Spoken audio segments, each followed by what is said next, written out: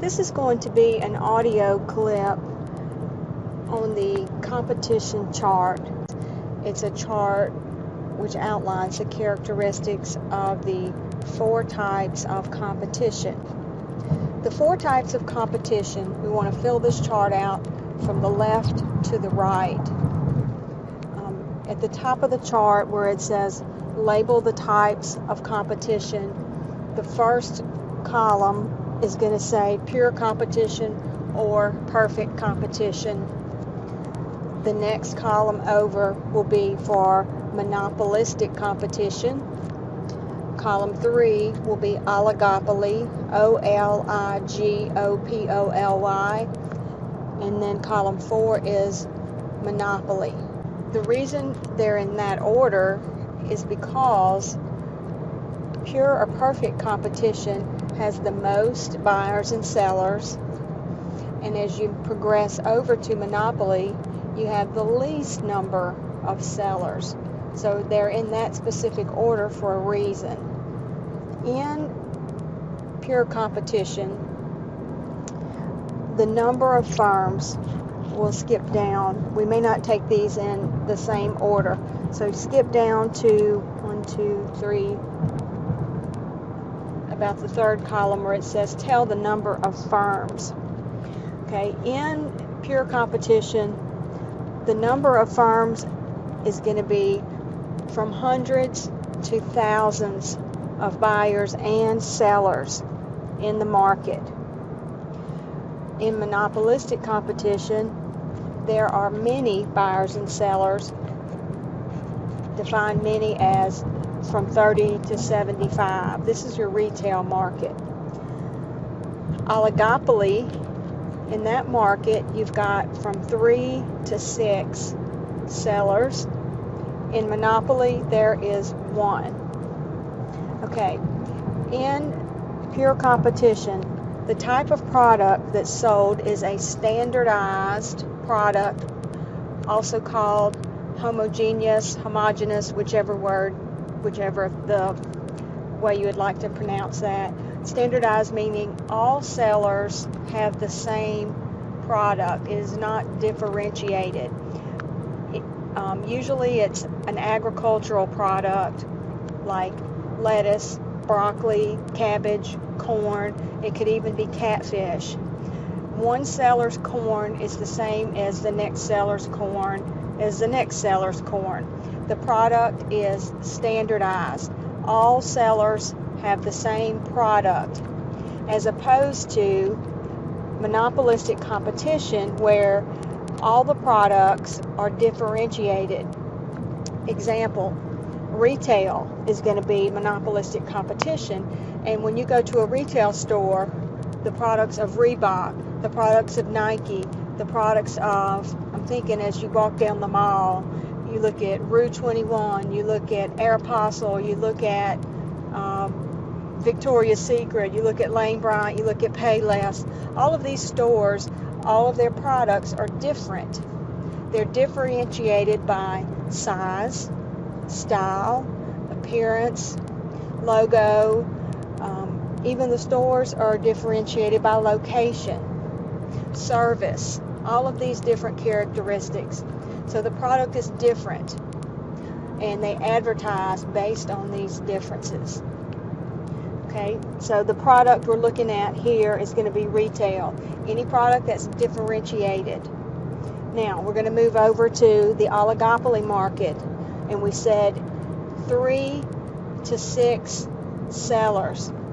Okay, what exactly does that mean? Okay, in an oligopoly, if the 4 largest United States firms, if the 4 largest firms together, if their market share is 40% or larger, it's considered to be an oligopoly. I'll repeat that. If the market share, the combined market share of the 4 largest United States firms is 40%. 40% is an important number. 40% or larger, that industry is considered to be an oligopoly. If it's lower than 40, it's a monopolistic competition if it's differentiated. Okay, what kind of products would fall into oligopoly?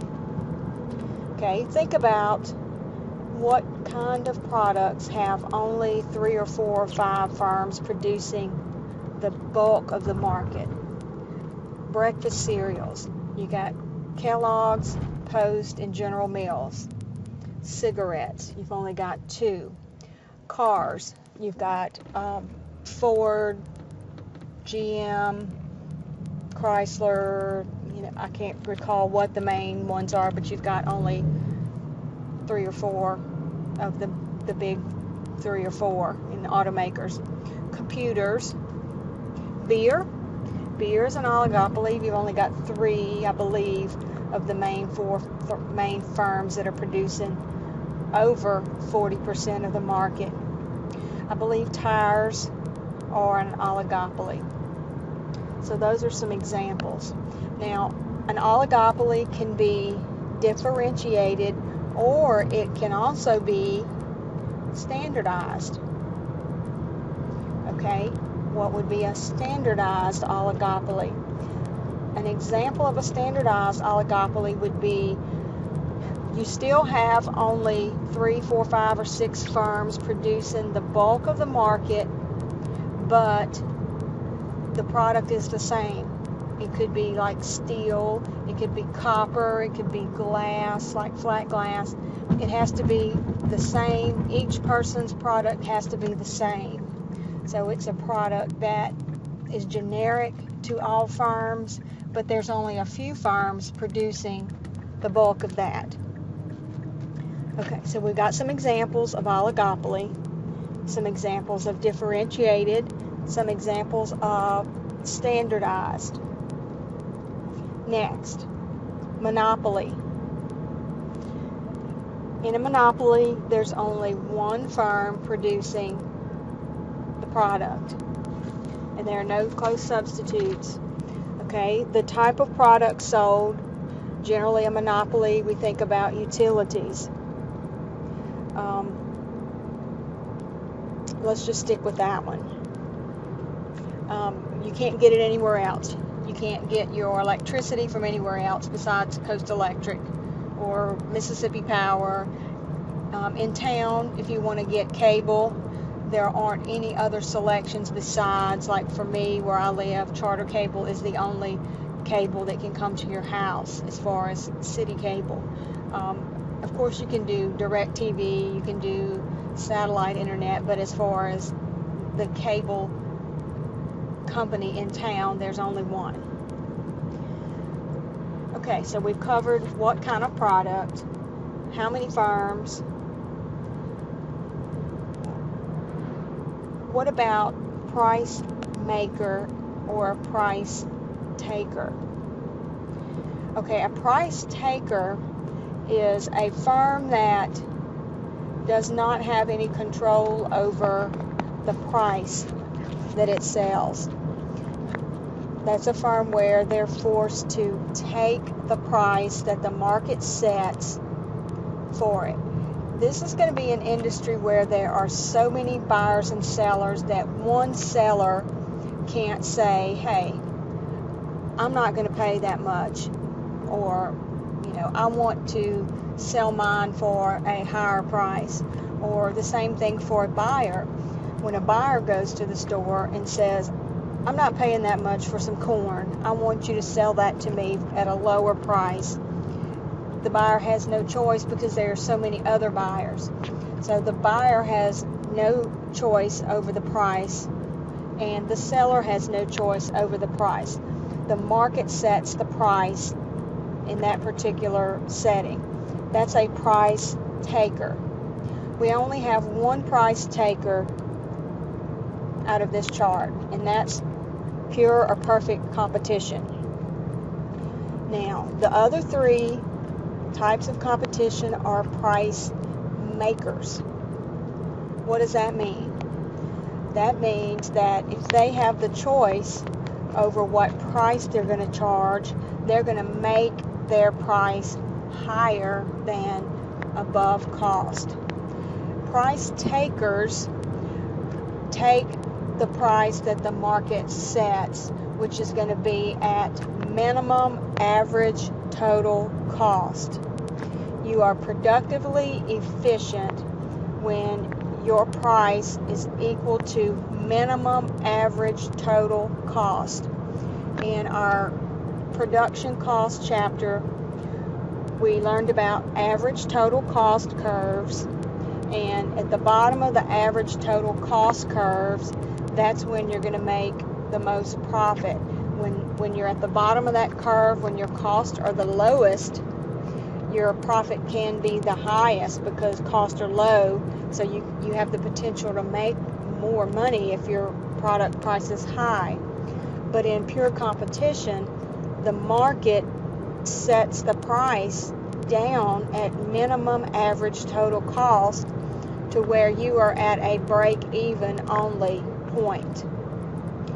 Okay, the other three market structures: monopolistic competition, oligopoly, and pure monopoly, when given a choice, will not set their price at minimum average total cost because they want more profit than a break-even profit. So we'll talk in a few minutes about how much higher than minimum average total cost they can set that. So we've got one price taker, three price makers. Now, efficiency. Efficiency goes along with being a price taker. The markets that are price takers are going to be both allocative and productively efficient because the market forces them to produce at the lowest average total cost. So if you are a price taker, you are both allocatively and productively efficient. If you are a price maker, you are making a price that's higher than minimum average total cost, so you are neither productively efficient, neither allocatively efficient.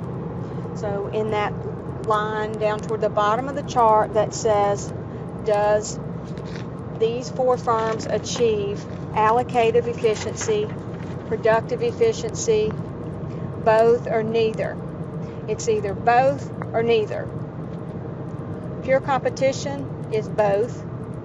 The other three are neither. They're neithers because they're price makers. They're both types of efficiency because it's a price taker. It's forcing you to take the price that the market sets.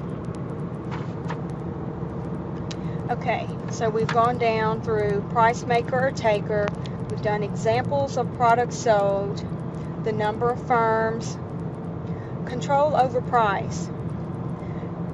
Do these firms have control over price? Can they set a price, any kind of price that they want to for their product? Okay, pure competition. We've already said that they are a price taker.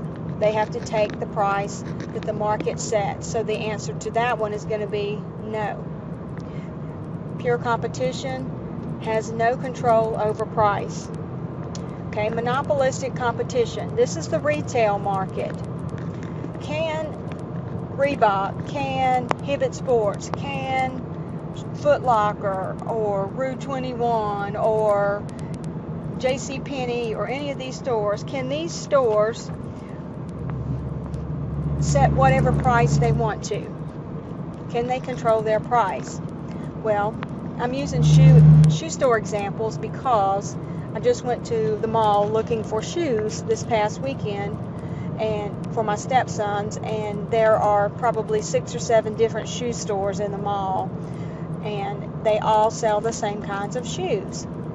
So when you ask the question, can one of them set any price they want to, the answer is really,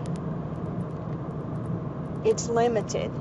You can set any price you want to, but when you do that, you're not going to get any sales.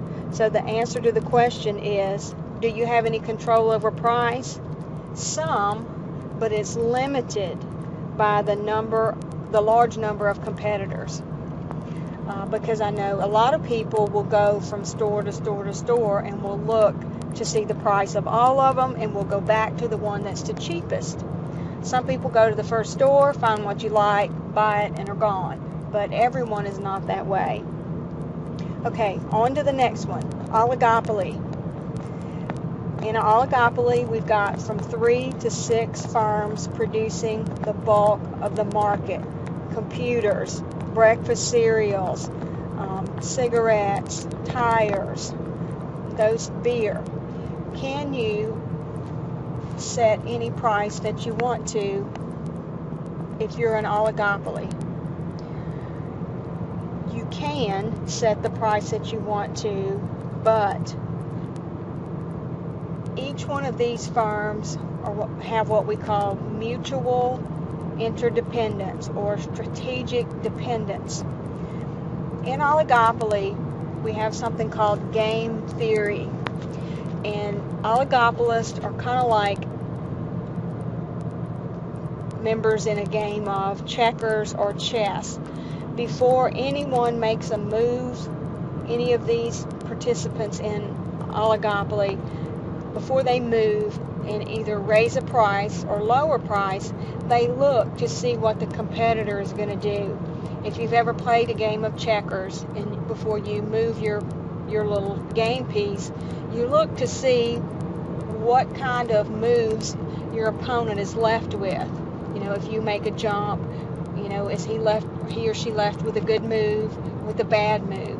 So when you raise your price, if you are Ford Motor Company, what is, Chevrolet going to do? How are they going to react when you do that? Or if you're Ford and Chevrolet lowers their price, or they're giving away gas for a whole year on their automobiles, you are affected by that. You can have the greatest marketing campaign in the universe going on in your place, and if the competitor is doing something better than you, you're going to be forced to do what they do, because you're not going to have sales if you don't. So all of the members in an industry where there's only 3 to 6 members, all of their profits are really tied to each other. So before you make a move, you got to look at your opponent, and your profits are tied to your opponents as well. Now, there is a tendency in oligopoly to collude, and it seems though, like in the textbook industry, college textbooks, it kind of feels like they are colluding and price fixing. It seems like it's a big game of let's see how high we can raise the textbooks, but it is against the law to price fix. Now, the last one that we have on our chart is pure monopoly. Okay, can the monopolist control their price? And the answer is yes. However, things that you want to consider if you're a monopolist, we'll look at in the chapter. You might not want to outprice yourself because you want to look at demand. In the case of something other than a utility, what if you're maybe the only person producing, say, Frisbees. You may not know this, but Wham-O, the company that makes the plastic Frisbees, they sell 90%. They have 90% of the market share for Frisbees. But if you raise the price on those so high, people wouldn't buy them. So, what's the demand for that product? You may not want to raise it so high that people just won't buy it. Is it a necessity product? Kind of want to go back to that elasticity thing. Is it an inelastic or elastic product? Okay. Let's look back on our chart. What do we have left? We looked at control over price. We looked at efficiency. Entry to the market. Is it easy to enter the market in these four markets. Okay, for pure competition and for monopolistic competition, it's easy to enter the market. In oligopoly, there are obstacles to entering the market. The obstacles are going to be patents and trademarks and ownership of the resources. You know, it takes a lot of money to enter into that market. So there are significant obstacles to entering that market. In pure monopoly, entry to that market is blocked. One person has the monopoly, basically, as the word goes, over that market. You can't just go in and start your own power company. So no, you can't enter that market. Profit. In the short run and in the long run, for pure competition and for monopolistic competition, in the short run and in the long run, these are going to be the same. In the short run, you have a potential for economic profit or loss, depending on startup cost. In the long run, for pure competition and monopolistic competition, you are only going to have a normal profit. Your book also calls this zero economic profit. Okay, what does that mean? Okay, if you are making an economic profit in the short run because it's easy to get into these two markets. If you look around at me, if I have a pie factory, for example, and everyone in the class sees that I am making buckets full of money, everyone's going to want to get in on that money. So it's easy to get into the industry, so everybody is going to open up their little pie factory or snowball stand. So I'm making lots of money, so then all of that money that I'm making all of a sudden is going to be split up between everybody that's now has a pie factory or that has a snowball stand. So my economic profit that was all mine to start with is now divided up between everybody in the class that now has the same type of production facility or restaurant or plant that I have. So my economic profit has now depleted down to normal profit, also called zero economic profit. So easy entry to the market means any economic profit you may have had will now be reduced to normal profit, also called zero economic profit. Okay, the last two markets, oligopoly and monopoly. Short run, economic profit or loss is possible in the short run. In the long run, if you had an economic profit, you may maintain it. You can keep economic profit in both of those markets in the long run. Why can you keep economic profit in both of these? The answer is because of the difficulty in entering the market. You cannot enter an oligopoly market easily. If I am the maker of breakfast cereals or if I'm the maker of computers, I'm not going to let you enter in and start up your own computer company and be my competitor. It takes a lot of money. I have a large bank account if I am Hewlett-Packard or I am Dell, and if I see you coming in and you're going to try to compete, and I'm going to smash you like a bug with a marketing campaign or something to keep you from coming in and taking away my money. So oligopolists can keep their economic profit in the long run. Monopolists can also keep their economic profit in the long run. Non-price competition. This term is a term that means, does your firm advertise on features other than price? Non-price competition. Do you advertise on characteristics other than price? Okay. Pure competition, you have a standardized product. So would you advertise something other than price? Is there anything other than price to advertise? what would you advertise? Could you say, my corn is better than your corn? My corn is yellower or sweeter than your corn? There isn't anything to advertise because all corn is the same corn. So that answer is no. There isn't any non-price competition. Let's skip all the way over to pure monopoly. The only non-price competition is, the only advertising is public relations. In monopoly, the product is the same. It's utilities.